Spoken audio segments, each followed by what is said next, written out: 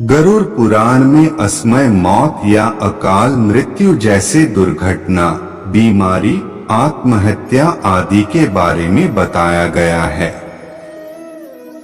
जानिए, यदि इन स्थिति में किसी की मृत्यु हो तो उसके बाद ऐसी आत्माओं का क्या होता है। जिसका जन्म इस संसार में हुआ है, उसकी मृत्यु भी निश्चित है और यह अटल सत्य है, जिसे कोई टाल या बदल नहीं सकता है। मृत्यु ऐसी स्थिति है जिससे कोई प्राणी नहीं बच पाया। लेकिन जिस तरह जीवन जीने के कई तरीके हैं, ठीक उसी तरह मृत्यु भी कई तरह से आती है। हर व्यक्ति की मृत्यु एक जैसी नहीं होती। कुछ लोग जीवन का हर सुख भोग कर मृत्यु को प्राप्त होते हैं, तो कुछ लोगों की असमय मौत हो जाती है। कुछ लोग गंभीर बीमारी से पीड़ित होने के कारण दम तोड़ देते हैं, तो वहीं कुछ आत्महत्या कर लेते हैं आदि। गरुड़ पुराण ग्रंथ हिंदू धर्म का महत्वपूर्ण है। इसमें भगवान विष्णु द्वारा जन्म और मृत्यु के साथ ही मृत्यु के बाद की स्थितियों के बारे में बताया गया है। गरुड़ पुराण में श्रीहरि ने मृत्यु के जुड़े कई गूढ़ रहस्यों को बताया है। लेकिन क्या आप जानते हैं कि अकाल मृत्यु या असमय मृत्यु कैसे होती है और ऐसी मृत्यु को प्राप्त करने वाली आत्माओं के साथ क्या होता है? आइए जानते हैं इसके बारे में विस्तार से। अकाल मृत्यु क्या होती है?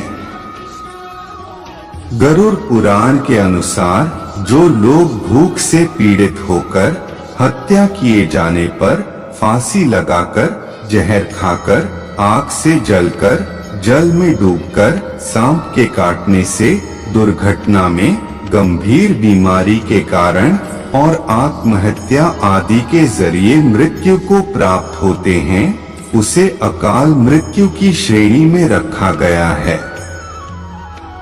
इन सभी में आत्महत्या को महापाप कहा जाता है,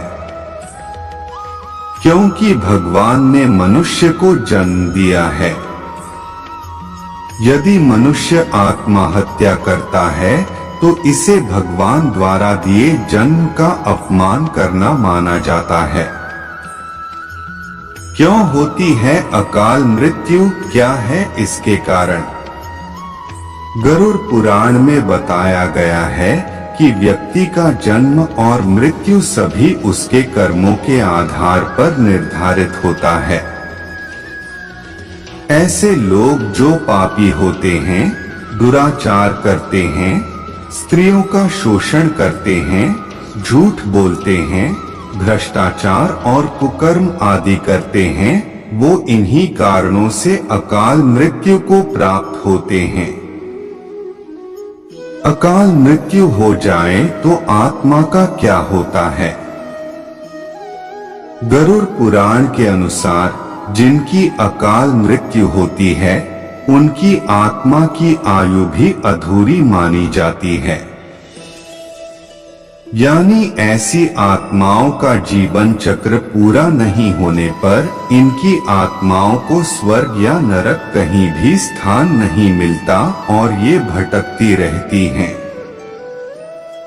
यदि किसी पुरुष की अकाल मृत्यु होती है तो उनकी आत्मा भूत, प्रेत, पिशाच, कुष्मांडा, ब्रह्म राक्षस, बेताल और क्षेत्रपाल योनि में भटकती है।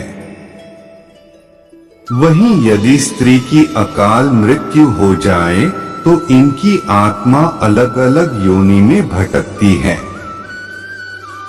वहीं किसी नवयुवती स्त्री या प्रसूता की अकाल मृत्यु हो जाए तो वह चुड़ैल बन जाती है।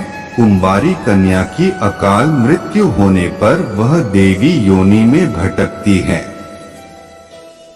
ऐसा गरुड़ पुराण में बताया गया है।